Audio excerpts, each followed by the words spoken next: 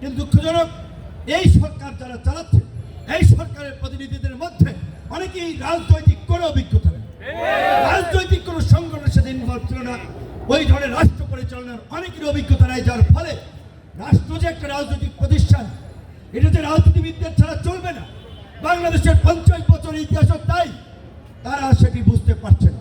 গত 7 বছরের যে ইতিহাস, এজন্যই আমি বলছি এটি বাংলাদেশ নয়, শুধুমাত্র পৃথিবীর ইতিহাসে একটি বিরল এবং দৃষ্টান্তপূর্ণ ইতিহাস।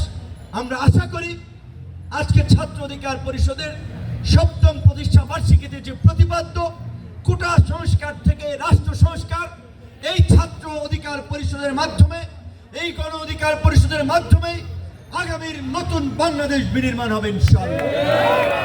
আজকে ছাত্র অধিকার পরিষদের ইতিহাস নিয়ে যদি কথা বলতে চাই তাহলে 2-4 দিন সময় লাগবে। এই ছাত্র অধিকার পরিষদের কিছু কথা বলতেই হয়। ছাত্র অধিকার পরিষদের প্রতিষ্ঠা বার্ষিকী বামে ডানে সামনে পেছনে ছাত্র অধিকার পরিষদের যে সমস্ত নেতৃবৃন্দ এখানে দাঁড়িয়ে আছে তাদের প্রত্যেকের যদি শার্টটি কিংবা পাঞ্জাবিটি যদি খুলে দেখা হয় তাদের প্রত্যেকের পিঠে শরীরের প্রতিটি জায়গায় ওই ছাত্রলীগের দানবীয় সংগঠনের আঘাতের চিহ্ন তাদের শরীরে দেখা যায়। এই ঢাকা বিশ্ববিদ্যালয়ের বটতলা থেকে টিএসসি, শাহবাগ থেকে শুরু করে ঢাকা বিশ্ববিদ্যালয়ের প্রত্যেকটি সড়কে, শহীদ মিনারে রয়েছে ছাত্র অধিকার পরিষদের নেতা কর্মীদের রক্তের দাগ। শুধুমাত্র ঢাকা বিশ্ববিদ্যালয় নয়, 2018 সালের কোটা সংস্কার আন্দোলনের সময় রাজশাহী বিশ্ববিদ্যালয়ের ছাত্র তরিকুলকে কিভাবে হাতুড়ি দিয়ে পিটিয়ে তার মেরুদণ্ড ভেঙে দেওয়া হয়েছিল আপনারা নিশ্চয়ই দেখেছেন। সমস্ত ডকুমেন্ট ইউটিউবে, ফেসবুকে, সোশ্যাল মিডিয়াতে আছে। কোটা সংস্কার আন্দোলনের পক্ষে দাঁড়ানোয় রোকেয়া হলের সামনে সংবাদ সম্মেলন করায় তখন শামসুন্নাহার হলের জিএস ছিলেন, বিজনেস ফ্যাকাল্টির শিক্ষার্থী সাফা থেকে শুরু করে লুকনা, লুৎফরনার, লুমা এবং আপনার মরিয়ম মান্নান নামে বেসরকারি একটি শিক্ষা প্রতিষ্ঠানের নারী শিক্ষার্থী কি লাঞ্ছনার শিকার হয়েছে আপনারা দেখেছেন।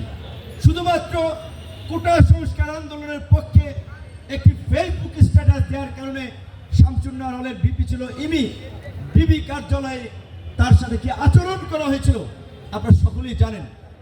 এই রকমের পরিস্থিতির মধ্যে দিয়ে ছাত্র অধিকার পরিষদ টিকে ছিল বিধায়, এই লড়াই জারি রেখেছে বিধায় আজকে দ্রুত সময়ের মধ্যে জনগণের কাঙ্ক্ষিত এই গণ অভ্যুত্থান এবং পরিবর্তিত রাজনৈতিক প্রেক্ষাপট, অবশ্যই এই গণ অভ্যুত্থান এবং এই প্রেক্ষাপট তৈরিতে এই দেশের অসংখ্য ছাত্র জনতা নাগরিকদের আত্মত্যাগ এবং স্যাক্রিফাইস রয়েছে।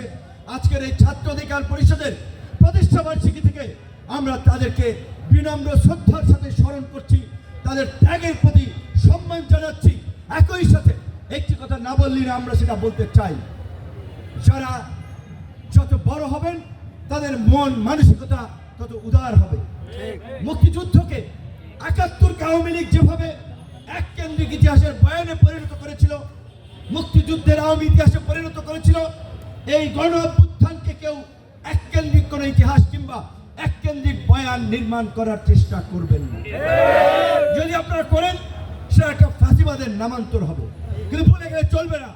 আজকে এই ছাত্র জনতার রক্তের উপর পাড়া দিয়ে আমরা যে এই বাংলাদেশে আছি, আমাদের পরিষ্কার কথা, রাষ্ট্র সংস্কার ব্যতীত আগামীর বাংলাদেশ চলতে পারে না।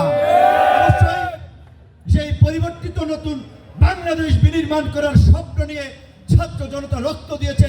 সেই বাংলাদেশ বিনির্মাণ করার জন্য কাঙ্ক্ষিত রাষ্ট্র সংস্কার অবশ্যই করতে হবে।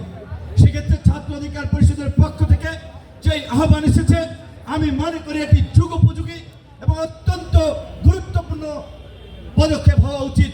কিন্তু দুঃখজনক এই সরকার যারা চালাচ্ছে এই সরকারের প্রতিনিধিদের মধ্যে অনেকেই রাজনৈতিক কোনো অভিজ্ঞতা নেই, রাজনৈতিক কোনো সংগঠনের সাথে ইনভলভ ছিল না, ওই ধরনের রাষ্ট্র পরিচালনার অনেকের অভিজ্ঞতা নেই, যার ফলে রাষ্ট্র যে একটা রাজনৈতিক প্রতিষ্ঠান এটা যে রাজনীতিবিদদের ছাড়া চলবে না, বাংলাদেশের 50 বছরের ইতিহাসও তাই, তারা সেটি বুঝতে পারছে না।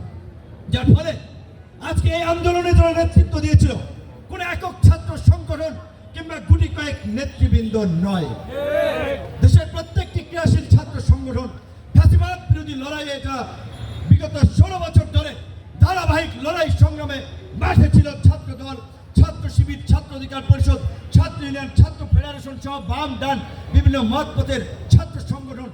এখন পর্যন্ত ছাত্র নেতৃবৃন্দের কাছ থেকে আমি শুনেছি এই কথাটি ছাত্র ফেডারেশনের নেতৃবৃন্দ বলেছে, ছাত্র অধিকার পরিষদ বলেছে, ছাত্র দল বলেছে, অনেক ছাত্র সংগঠন বলেছে যে অভ্যুত্থানকারী ছাত্র সংগঠন সমূহকে নিয়ে একটি জাতীয় ছাত্র কাউন্সিল করা। কারণ এই বিপ্লবের ভ্যানগার্ড হবে, এই বিপ্লবকে সুরক্ষা দেওয়ার জন্য ছাত্র সংগঠন এবং ছাত্র নেতৃবৃন্দই হবে অগ্রসেনানী। কিন্তু আমি জানি না কি কারণে এটি হচ্ছে না।